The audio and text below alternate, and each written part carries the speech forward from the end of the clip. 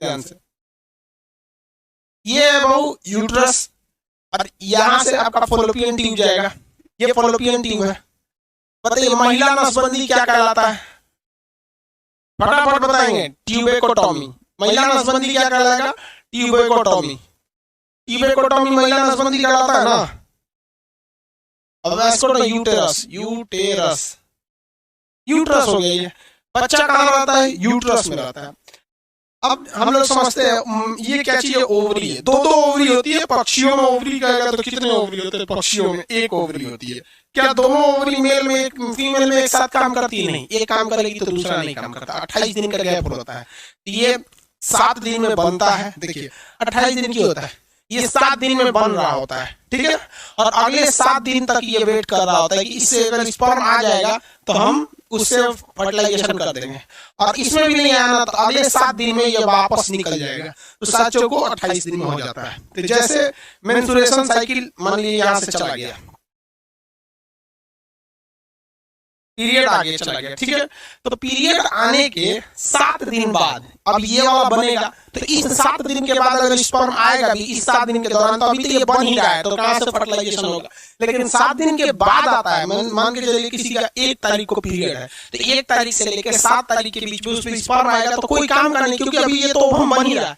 लेकिन 7 तारीख के बाद वो आता है, 7 तारीख से लेकर अगले 21 तारीख के बीच में, मतलब अगले 2 सप्ताह तक, तब तक ये पीरियड, ये जो ओवम एकदम मेच्योर हो चुका रहेगा। लेकिन मान लीजिए कि 1 से 7 तारीख तक तो बन रहा है, इसमें तो कोई होगा ही नहीं। 7 से 14 तारीख तक एकदम मेच्योर अवस्था है। इसमें अगर स्पर्म आ गया तो प्रेगनेंसी श्योर है। 14 तारीख से 21 तारीख के बीच में इसमें प्रेगनेंसी श्योर है। लेकिन अब 21 तारीख के बाद, क्योंकि उसका जीवन मेनली यही 2 हफ्ता उसका मेच्योर का टाइम होता है, लास्ट में 21 तारीख से 28 तारीख के बीच में अब ये खराब हो चुका है। अब ये धीरे धीरे क्या है? पीरियड के रास्ते, मेंस्ट्रुएशन साइकिल एमसी के रास्ते बाहर चला जाता है। अब मेंस्ट्रुएशन साइकिल जो होता है ना, ये डिफर करता है। ये गायनोकोलॉजिस्ट होती है, जो महिला रोग विशेषज्ञ होती है, वो जानती है इसके बारे में। लेकिन पीरियड का ज्यादा आ जाना वो भी गड़बड़ है। किसी का 2 महीने में आता है वो भी गड़बड़ है, किसी का पहले आ जाता है वो भी गड़बड़ है। ये एवरेज माना जाता है कि 4 दिन तक पीरियड्स रहते हैं मेंस्ट्रुएशन साइकिल। लेकिन किसी के 5 दिन हो सकते हैं, किसी के 2 दिन हो सकते हैं। अब ये डॉक्टर बताएंगे यहाँ पे। लेकिन मेंस्ट्रुएशन साइकिल का आना जरूरी है। अब जिस महिला में मेंस्ट्रुएशन साइकिल नहीं आ रहा है, पीरियड्स नहीं आ रहे, सिंपल सी बात समझिए कि उसमें ओवम बन ही नहीं रहा है। अब ओवम नहीं बनेगा बाबू, तो फिर हम क्या कर सकता है? कोई वो बच्चे को जन्म नहीं दे सकती। ओवम जब बनेगा ही नहीं, तो इतना तो समझ में आ गया ना। हो गया बाबू?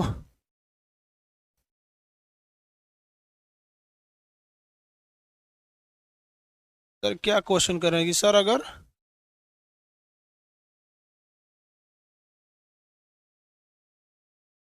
दुर्गा में पूछ रही हैं, इन लड़की का नाम है दुर्गा में, सर ब्रेन के सेल के बारे में बताएं डिटेल से। फिर से क्या लिए बताएंगे? बता दिए न्यूरॉन ग्लियल सेल के। चलिए आगे बढ़ते हैं, इसको हटा देना। मेंस्ट्रुएशन साइकिल अब सब समझ में आ गया आप लोग को।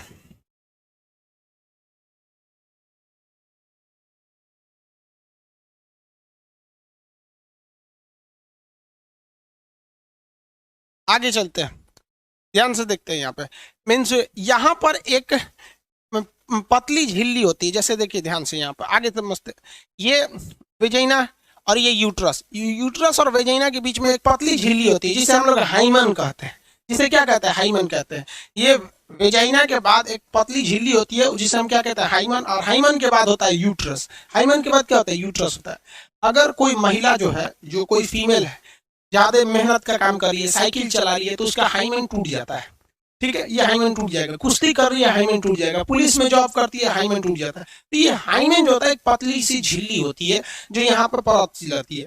ये ज्यादातर किस उम्र की लड़कियों में रहता है? 15 से 16 साल की उम्र में। अब किसी लड़की का एज 20-22 साल हो गया है तो आप उसका तो हाइमन वैसे ही हो चुका है, क्योंकि 20-22 साल की एज में आप बहुत सारे मेहनत का काम कर रहे होते हैं। तो ये हाइमन अगर 20-22 साल की उससे की लड़की है तो उसका हाइमन टूटना एकदम 99.99% चांसेज है कि उसका हाइमेन जो होगा वो टूट चुका रहता है। ये वाली हाइमेन होती है, समझ में आ गया कि नहीं? पतली झिल्ली को क्या कहता है? हाइमेन के नाम से जाना जाता है। ध्यान से समझ बबू, कितना कमेंट करता है, पढ़ाएंगे तू कमेंटे पढ़ते रहे, वहां पे लास्ट में कमेंट करना लोग ने 10 मिनट। 99% लड़कियों का 20-22 साल की एज में क्या हो जाता है? हाइमेन टूट चुके रहते हैं। लेकिन क्या है कि हमारे देश में एक परंपरा चली गई थी, अब इसको ध्यान से समझना बहू, लाइफ में तुम्हारे बहुत काम आएगा। हमारे देश में परंपरा है, अभी आप देखिएगा, सिंधु सभ्यता आज से लगभग 2500 BC थी। सिंधु सभ्यता का मान के चलते हम लोग 2350 थी, तो 2500 ईसा पूर्व, मतलब ईसा के जन्म से 2500 साल बाद पहले। उसके बाद ईसा मसीह का जन्म हुआ तो वो हो गए आपका जीरो टाइमिंग हो गया। जीरो टाइम, ये तो BC मतलब बिफोर क्राइस्ट। और उससे हम लोग अभी कितना आगे आ चुके हैं? 2000 ईस्वी आ चुके हैं, 2020 हो चुका है। ईसा मसीह के जन्म से 2500 साल पहले और ईसा मसीह के जन्म के 2020 साल तो अब हो गया। क्रिसमस आने वाला है तो ईसा मसीह का बर्थडे मनाते हैं आदमी, समझ में कि नहीं? तो लगभग हम मानव सभ्यता का 5000 साल पूरा होने जा रहा है। तो मोटा मोटी आप मान के चलिए 5000 साल छोड़िए, हम 2020 से मानते हैं, ठीक है? तो आपको पता है कि हजारों साल से भारत में एक परंपरा चलते आ रही है कि लड़कियों की शादी 13 से 14 साल की उम्र में कर दिया जाता है। ये तो हजारों साल से परंपरा है भाई। वो तो आज जब देश आजाद हुआ तो बाल विवाह को रोका गया, गांधी जी आए थे तब शारदा एक्ट वगैरह लाए थे, बाल विवाह को रोका गया था।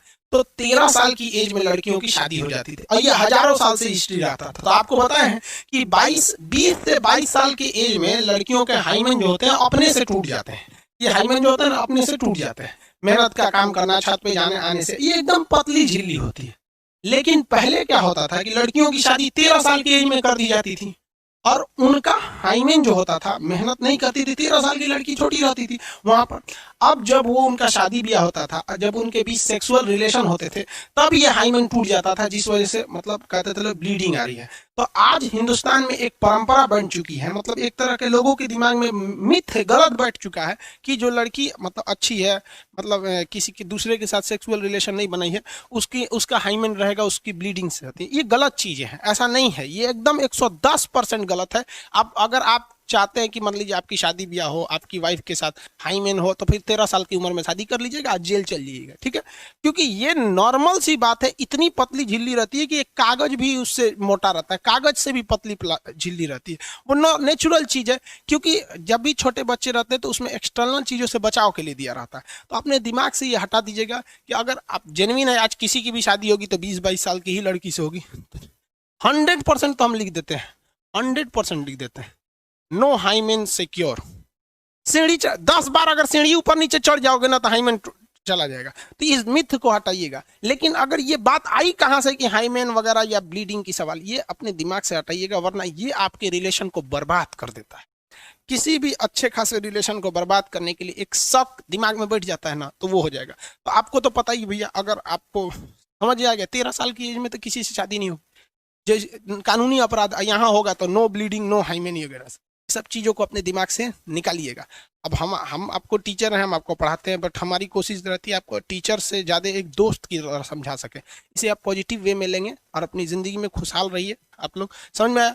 अब हम लोग थोड़ा समझते हैं इसमें हार्मोन्स कौन कौन से होते हैं, जैसे रिलैक्सिन, प्रोजेस्टेरोन, ये सब के बारे में। चलिए आगे देखते हैं। हाँ,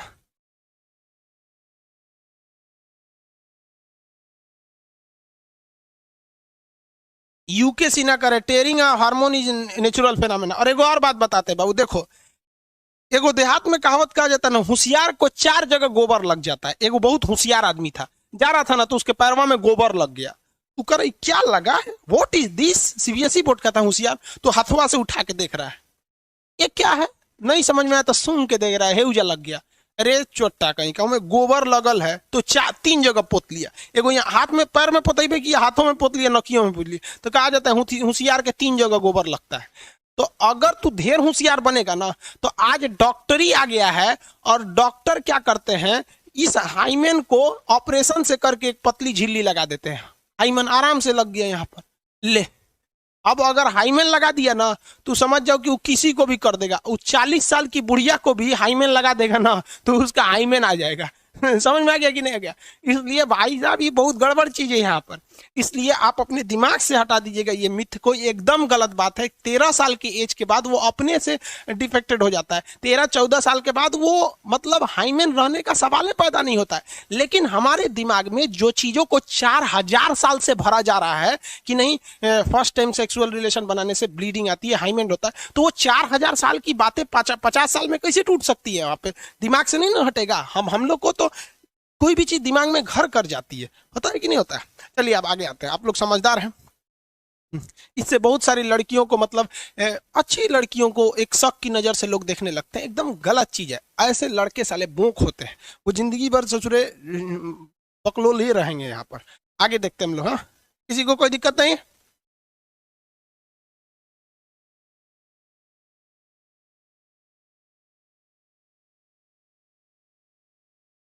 आगे बढ़ते हैं।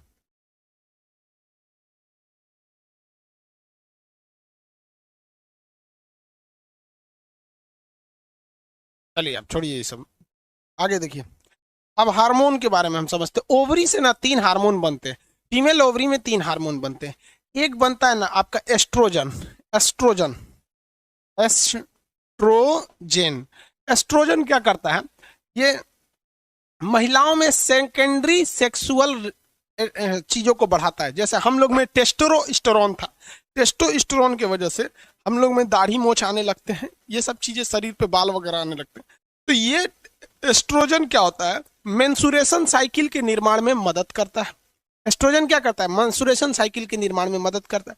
फीमेल के ब्रेस्ट को, स्तन को बढ़ने में मदद करता है एस्ट्रोजन। ये हार्मोन जो होता है ना उसको मदद करता है, मेनली मेंसुरेशन साइकिल को कंट्रोल कर देता है। दूसरा हार्मोन होता है प्रोजेस्ट्रॉन। प्रोजेस्ट्रॉन, अब आपको प्रोजेस्ट्रॉन से याद रखिएगा, प्रोटेक्शन देता है। प्रोजेस्ट्रॉन से क्या याद रखेंगे? प्रोटेक्शन देता है। किसे प्रोटेक्शन देता है? तो माँ के पेट में जो बच्चा पल रहा है तो 9 महीने तक वो बच्चा रहता है। अगर वो लड़का है तो वो 9 महीने तक रहेगा, और अगर वो लड़की है तो 9 महीने 10 दिन तक रहेगी। लड़कियां ज्यादा दिन तक माँ के पेट में रहती हैं, क्योंकि लड़कियों के शरीर में लड़कों से एक्स्ट्रा अंग होते हैं कुछ, जैसे यूट्रस हो गया, ओवरी हो गया, ये सब चीजें होते हैं। तो ये प्रोटेक्शन देने का काम करता है। किसे प्रोटेक्शन देता है? तो एम्ब्रॉय को देता है। एम्ब्रॉय किसे कहते हैं? जो बच्चा अभी जन्म नहीं लिया है, जिसे हम लोग कहते हैं भ्रूण। तो भ्रूण को प्रोटेक्शन देने का काम करता है प्रोजेस्ट्रॉन। भ्रूण को प्रोटेक्शन कौन देता है? प्रोजेस्ट्रॉन देता है। किसी को कोई दिक्कत नहीं? ये एस्ट्रोजन हो गया, ये प्रोटेक्शन से याद रखेगा। प्रोजेस्ट्रॉन कहेगा भ्रूण की रक्षा कौन करता है? भ्रूण यानी एम्ब्रॉय, माँ के पेट में। कभी आप सुनते होंगे ना, कोई महिला प्रेग्नेंट है और लोग कहते हैं इसका बच्चा नुकसान हो गया। बच्चा नुकसान होने का मतलब क्या होता है? 2 महीने बाद ही बच्चा मर गया, क्योंकि वो बच्चा यूट्रस में था, लेकिन इसे कोई ना कोई चाहिए तो सेफ्टी देने के लिए, बच्चा को बचाने के लिए। तो प्रोजेस्ट्रॉन, तो जब महिला गर्भवती रहती है ना तो उन्हें डॉक्टर एक दवा देता है जिसमें प्रोजेस्ट्रॉन कहते हैं। अब ये प्रोजेस्ट्रॉन बढ़ता कैसे है? तो आयरन की गोली खाने से। आयरन और जिंक, ये 2 चीजें होती हैं, Fe और जिंक, ये शरीर में रहना चाहिए। आयरन और जिंक अगर रहेगा तो महिला थोड़ी सी शक्तिशाली रहती है। इसलिए देखिएगा गर्भवती महिलाओं को जिंक की गोली, इंजेक्शन भी आता है, जिंक का इंजेक्शन पेट में लगा लिया जाता है। शुगर का मरीज भी लगा लेता है, छोटा सा अपने से लगा सकते हैं। तो जिंक का इंजेक्शन लगा लिया जाता है और आयरन की गोली आती है, ये खा के रहना चाहिए महिला को। इससे बच्चा क्या रहता है? पेट में सुरक्षित रहता है। तीसरा आता है रिलैक्सिन। रिलैक्सिन, अब ये रिलैक्सिन नाम से ही स्पष्ट है कि ये रिलैक्स देगा, आराम देगा, रिलैक्स देगा। तो देखिए नॉर्मल डिलीवरी के लिए बच्चा जो होता है यहाँ यूट्रस में रहता है। बच्चा कहाँ रहता है भाई? बच्चा ओवरी में बच्चा थोड़े रहता है भैया, ओवरी में तो ओवम बनता है। फॉलोपियन ट्यूब में फर्टिलाइजेशन यानी निषेचन हो गया, में स्पर्म ओवम मिल गए, उसके बाद वो यहाँ आके विकसित होते हैं भ्रूण। तो ये ओवरी जो हो गया, बच्चा कहाँ रहता है भैया? ओवरी में।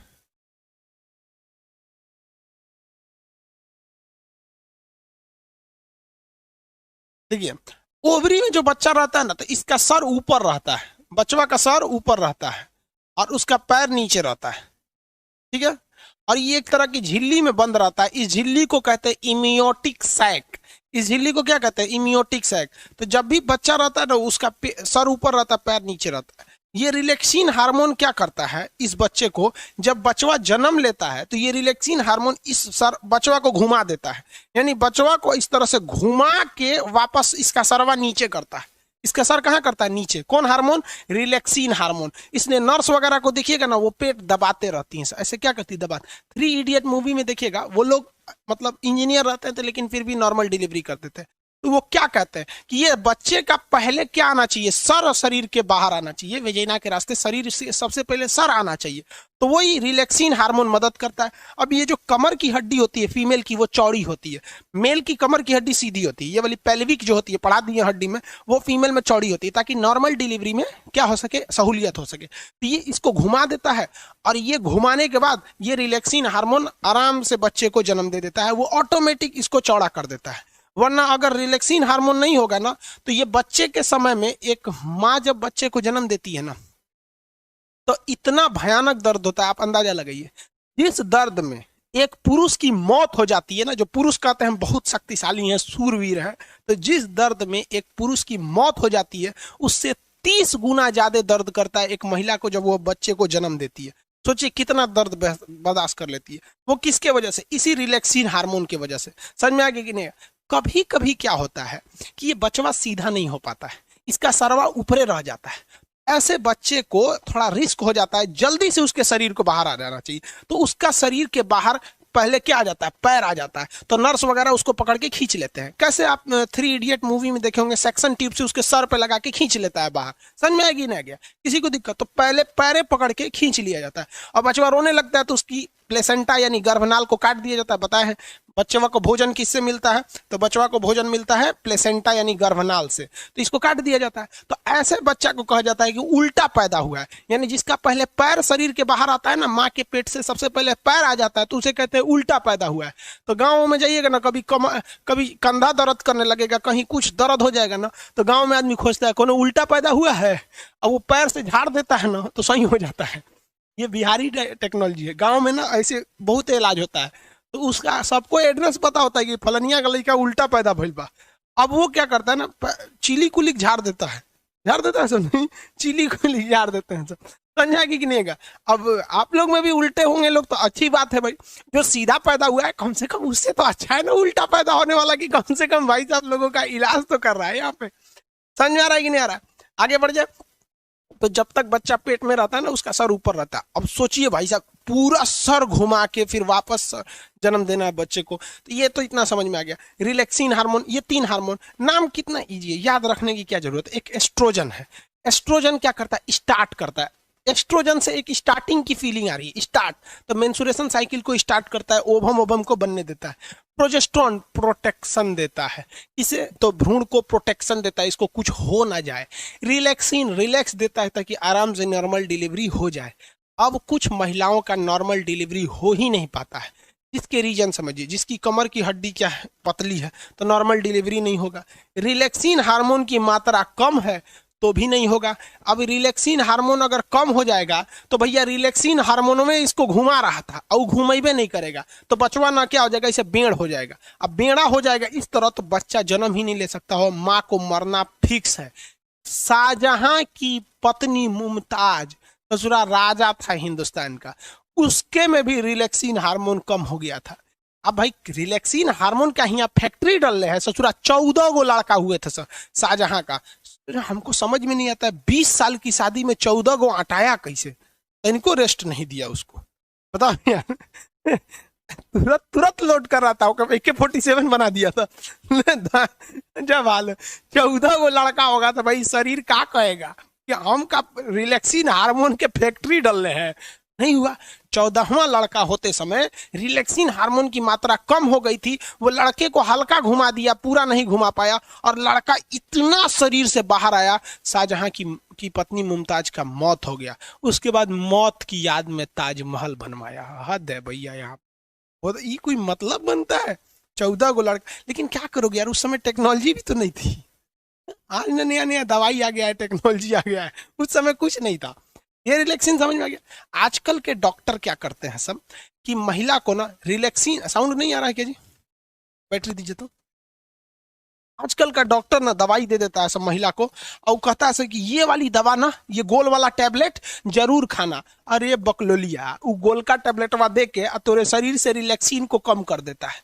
9 महीने तक महिला जब प्रेग्नेंट रहती है ना तो उसको वो दवाइयाँ बड़ी चाव से खाती है, उसको पता नहीं कि रिलैक्सिन को खत्म कर रहा है, और रिलैक्सिन खत्म हो जाएगा नॉर्मल डिलीवरी का सवाल ही पैदा नहीं होता है, क्योंकि नॉर्मल डिलीवरी होगा तो 5,000 रुपया में सब कुछ हो जाएगा, कोई दिक्कत नहीं में मिठाई उठाई सब हो जाएगा। लेकिन अगर ऑपरेशन से होगा तो कम से कम 30,000 रुपया ऑपरेशन से होगा, और 1 साल तक दौड़ते रहिए, डॉक्टर साहब टाका काटना है, डॉक्टर साहब उपट गया, कब वो दर्द हो रहा है, सीढ़ी मत चढ़ो, बाल्टी मत उठाओ, ये मत करो, वो मत करो, नौटंकी हो जाता है। और 99% ऐसी महिलाओं को ही ऑपरेशन से होता है जो महिला प्रेगनेंसी के बाद काम नहीं करती हैं। सब मतलब प्रेग्नेंट हो गई बड़ी काम ना करिए, अरे बात करता है सब यहाँ पर। आप लोग का भी शादी ब्याह होगा ना तो जब प्रेग्नेंट रहेगी तो ज्यादा काम कराइएगा। हाँ, ये कहिए कि भारी वगैरह काम नहीं करिए, कोई ना कि बोझा ढोने के लिए देते हैं, ये नहीं काम, लेकिन काम जरूर करते रहिएगा, क्योंकि जैसे जैसे हम शरीर में काम करते हैं ना,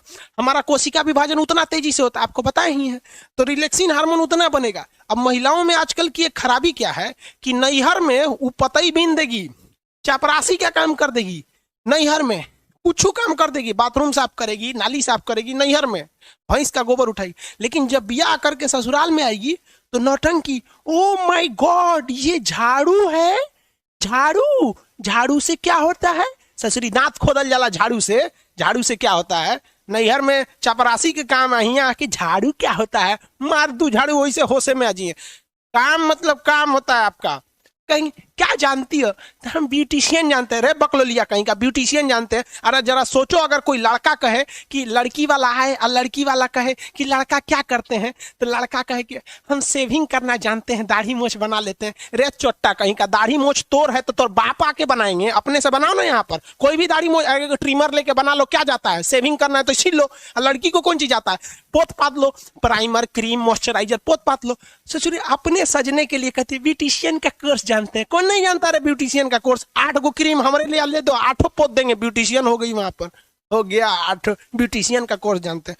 शादी ब्याह करना ना तो पूछना कि सिलाई जानती है कि नहीं, कढ़ाई जानती है कि नहीं, खाना बनाना जानती हो कि नहीं। ये तुम्हारा परम सिद्ध अधिकार है, जानती हो तो ठीक है, नहीं तो हम ब्याह के बाद 6 महीना टाइम देंगे, इंगेजमेंट के बाद ही 6 महीना में सीख लेना। और नहीं सीखेगी ना तो इंगेजमेंट के बाद शादी का डेट बढ़ा देंगे। हद है, एक बटन टूट जाएगा तो दर्जी के पास जाएंगे, खाना खाने का मन करा के रेस्टोरेंट में जाएंगे। हद है भैया, यहाँ पर समझ में आ रहा है कि नहीं? और थोड़ा भी लड़कियों को भी कहते हैं नारे नौटंकी नहीं, क्योंकि जो बच्चा ऑपरेशन से होता है ना, नेचुरल होता है, फिर वही लड़कवा आगे जाके भोदा होगा, लोल हो जाएगा, कहेंगे तो कहेंगे से कि हमारा लड़कवा ना बिचला लड़कवा भोदा है, अरे बाप पे पड़ गया, रोज ससुरी कहेंगे बाप पे पड़ गया। महिलाओं को तो एगो फायदा होता है, महिला का पति डॉक्टर है तो डॉक्टराइन, मास्टर है तो मास्टराइन, अब पति चोर निकल गया तो चोटी नहीं, तो पति खराब है साले का। हद है भैया। अच्छा है तो पति का दे दो, खराब है तो वो चला गया। अच्छा, तो ये रिलैक्सिन हार्मोन याद रखिएगा।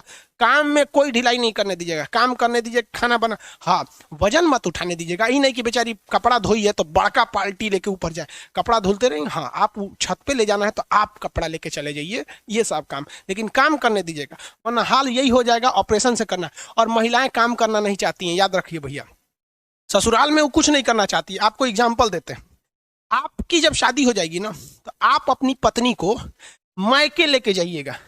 वो देखिएगा सुबह आज उसको मायके जाना है तो खूब तैयारी करेगी, सामान वामान लाद के, और मायके उतरते ना मम्मी से मिलेगी, अपने छोट बहन से मिलेगी, देखिएगी छोट बहन खाना बना रही है तो हेल्प करने लगेगी, मतलब कोई थकान नहीं, नैहर उतरते। लेकिन उसी महिला को, अपनी पत्नी को वापस ससुराल लाइएगा तो जब वो सेम दूरी है, आते कहेगी बहुत थक गए हैं, थकान हो गया। रे ससुरी कहीं के, जाते में उतने दूरिया था, आने में उतने दूरिया था, जाते में थकान नहीं हुआ, आते में थकान हो गया। हद है भाई साहब, याद रखियो भाई, लड़की सब बुरा मान जाती है। सीबीएसई वाली और नखरा होती, oh my God I am pregnant. अरे भाई अपने से हुई है क्या प्रेग्नेंट? तोरा ना पता है कि कैसे हुई है प्रेग्नेंट? यहाँ पे काम ना करिए, यहाँ पे बाबू झेलना हो जाएगा तुम लोग को। ऑपरेशन से उनको क्या दिक्कत होता है? ऑपरेशन कर दो, यहाँ पे बहुत दिक्कत होता है भाई साहब, ऑपरेशन करना सही नहीं रहता है। हाँ, मजबूरी में हो तो अलग बात है। आप लोग का रिप्रोडक्टिव सिस्टम कंप्लीट हो गया, समझ में आ गया इन सबको।